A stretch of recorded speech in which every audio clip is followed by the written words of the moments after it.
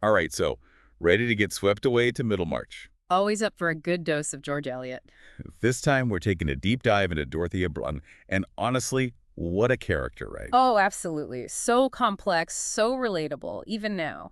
It's like she's this whirlwind of passion and intellect, stuck in this rigid 19th century world. It's that clash that Eliot captures so well, that yearning for something more, bumping up against the expectations of her time. Exactly. She's surrounded by these rules and expectations, especially as a woman in her social circle. And it's not just the external pressures, but you can feel that internal struggle too, like she's questioning everything. Oh, totally. Remember that line where she compares the things women are supposed to care about, like fashion and social gatherings, to bedlam? Oh, perfect example. An occupation for bedlam, she says. It's like she's saying, this is madness. There's a whole world of ideas and purpose out there. And she wants to be a part of it, but it's Wow. like everyone around her is kind of, well, oblivious. It's like they're speaking different languages almost, Dorothea and the people she's surrounded by. And that leads us to her first big decision that, well, doesn't exactly go as planned, does it? Her marriage to Mr. Casaubon. Mr. Casaubon. Talk about a misstep, at least from where we sit. But you can see why Dorothea is initially drawn to him. Right, she's looking for a guide, a mentor, someone who can open up those intellectual doors for her. She calls him a winged messenger at one point, like he's some kind of prophet. It's almost painful how much she idealizes him, but you have to remember, options for women like Dorothea back then, they were incredibly limited. Marriage was pretty much the main path laid out for them, especially if you had wealth like Dorothea did. It's a harsh reality of the time, and it really highlights how constrained her choices were. And then you have someone like Sir James Chatham who's totally smitten with Dorothea but doesn't quite get her.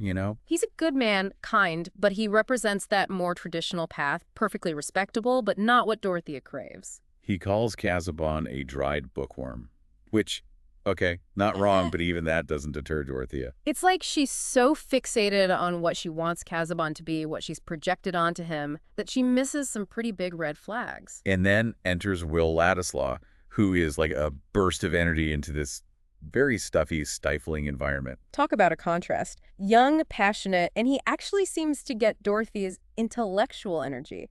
It's almost like he represents everything Casaubon isn't. He's like a catalyst. His presence shakes things up, forces Dorothea to confront what she really wants. And that's where things get really interesting, because we start to see Dorothea pulled in two very different directions. But let's be real. Her marriage to Casaubon, it's not exactly a fairy tale, is it? Not quite. It's more like watching a slow train wreck, you know? No. You see Dorothea trying so hard to make it work, to find that intellectual connection she craved. Yeah, and Eliot doesn't shy away from showing us just how disillusioning that whole experience becomes for Dorothea. Like that scene where she offers to help Casaubon with his work. Oof, talk about a reality check. Right. She's so eager to be his intellectual partner, and he just shuts her down. It's like all her hopes and dreams come crashing down in that moment. He basically tells her to just organize his notes. Like, seriously.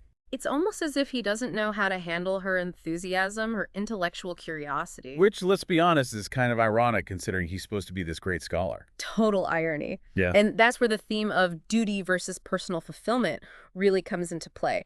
Dorothy is caught between what's expected of her as a wife and what she truly desires as a thinking, feeling human being. And you can see her wrestling with that inner turmoil, trying to reconcile these two sides of herself. And it takes a toll on her emotionally and spiritually. That scene where she finally breaks down and confides in Will Ladislaw, heartbreaking. Oh, that scene. She calls Casaubon's life's work pointless. It's this raw, unfiltered moment of honesty that just reveals how deeply unhappy she is. She's finally admitting, at least to herself and to Will, that this marriage isn't what she thought it would be. And you have to remember, divorce. Not really an option for women in her position back then. Absolutely not. It was taboo, scandalous. Dorothea was essentially trapped. So when Casaubon dies, you can't help but feel a sense of relief for her, even though it's a mixed bag of emotions, of course. Right, it's like finally she's free. But then you realize, freedom from what exactly?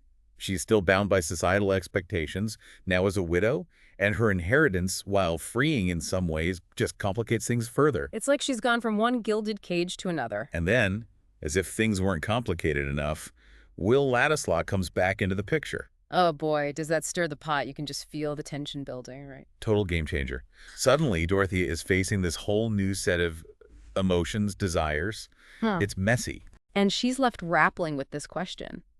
Can she allow herself to want more, to choose happiness, even if it means defying societal norms? It's like she's finally awakening to this whole other side of herself, but it's scary too, right? Absolutely, because going after what she wants, what her heart wants, it means going against everything her society says is proper, acceptable, especially for a woman, especially for a widow. And Eliot is so good at keeping us on the edge of our seats. Like, she doesn't give us easy answers. It's not a simple, happily ever after kind of story. Not at all. She leaves us with this question lingering, you know. Will Dorothea find the courage to defy those expectations, to choose herself, even if it means risking scandal or judgment? And will it be worth it? Can she find true happiness and fulfillment, even if it means going against the grain? Those are the questions Eliot wants us to ask, not just about Dorothea, but about ourselves, don't you think? Oh, 100%. It's like she's holding up a mirror to society, even all these years later. Because haven't we all felt that pressure, that pull between what we're supposed to do and what we truly desire? Exactly. It's about finding your own voice, your own agency, and having the courage to live authentically, just like Dorothea. She's such a powerful example of that struggle, and it's what makes Middlemarch feel so relevant, even today. So, for everyone listening, as you finish up Middlemarch, we want you to think about Dorothea's journey. Think about the choices she makes, the risks she takes, and what it all means for her own sense of self.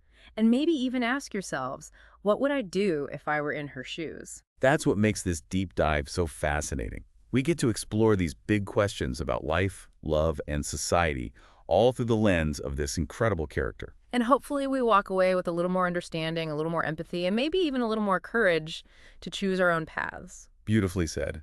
Until next time, keep exploring those complex characters and keep asking those big questions. We'll be back soon with another deep dive into the world of literature.